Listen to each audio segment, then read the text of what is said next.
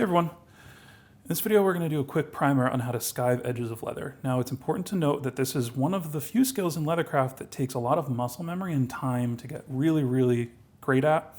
This is how you go about learning though. This is a skiving knife. It's got a bevel on one side and it's flat on the other.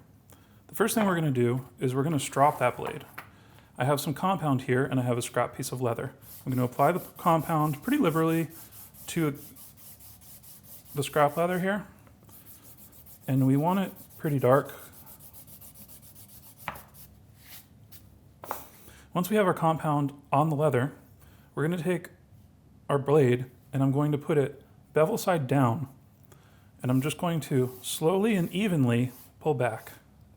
What that's going to do is it's going to polish out all of the little micro burrs that may have developed on our blade as we've been using it. You're going to want to strop your blade probably every 10 minutes or so of skiving. You'll know, it'll start to grab a little bit. Then, once we're done with that, I'm going to flip my blade over and I'm just going to do a couple pulls on the back. And now we're ready to bevel. Now you can skive any part of the leather hide that you want, but traditionally we're going to be beveling the bottom of pockets and edges of bags and that sort of thing. So I'm going to work on the back side of the leather. I have a little set of dividers here, and what I like to do is this is set to about a 1/2 inch. For a clean edge that almost looks machine made, we're going to put a little line. You might not be able to see it on camera. That's going to be the line that we're going to start skiving at. And that'll make sure that this whole skived edge is nice and even.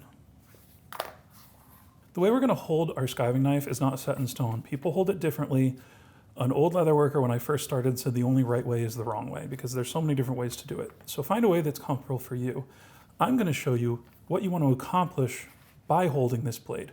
We're going to want a nice, sturdy setup with our hands so that everything feels solid, and we're going to want wrist motion because skiving an edge takes a lot of very minute little detailed movements in our hand.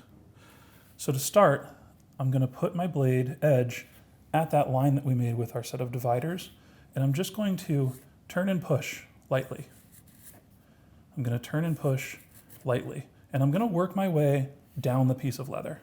Now you can see the further we go, we're going to start cutting through this piece of leather, and we're going to have a nice gentle bevel on the part that we're done skiving. Now I'm just going to do that for the whole piece of leather. And if you mess up like that, that's okay.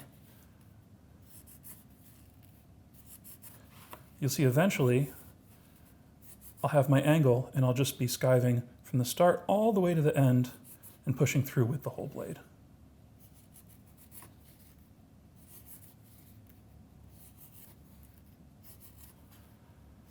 And to finish, now we have a nice, even bevel along the whole back of our piece of leather. Now there is one other way that you can do this that's a little bit more popular for beginners. Let's talk about that now. If you're new to skiving, another method that you can use starts the same way. We're going to use our little dividers here to make an even line. Then, instead of working right to left and pushing all the way through, we're going to start on our left first, and we're going to evenly skive this whole line. Now, I don't do it this way, so I'm not very well practiced at it, but it's good to learn both because sometimes you have seams where they're pretty short, so you can't skive the other way. You kind of have to do a short seam as evenly as possible, and the whole thing comes off. That's another way. It's the same skill, the same technique. It's just another method of approaching it. Now, the last little thing that we're going to talk about, once you get a little comfortable, you can take your blade and you can flip it over and you can actually skive with the bevel side down. What this is going to allow you to do is make a longer skive. Now, you do want to be a little more careful with this, but as you can see, I can start a couple inches back and I can actually thin out large pieces of leather using my knife this way. However, there is a learning curve that's a little bit different than just skiving edges. So you want to be careful when you're learning.